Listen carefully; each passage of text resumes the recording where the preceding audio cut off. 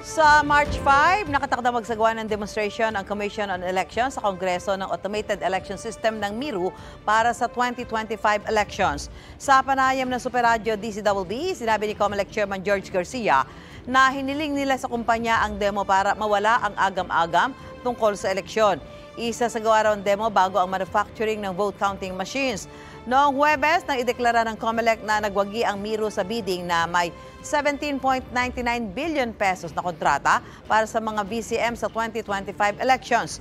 Samantala, nagbabala ang COMELEC sa mga kakandidato kaugnay sa mga nangingikil kapalit ng anilay easy wins sa eleksyon. May na-monitor daw sila sa ilang bahagi ng Luzon at Mindanao kung sa sinasabi ng ilang individual na may kakilala raw sila sa Information Technology Department ng COMELEC at humihingi raw ng 100 milyong piso kapalit ng pagkapanalo. Nakikipag-ugnayan daw ang COMELEC sa National Bureau of Investigation para imbestigahan ito.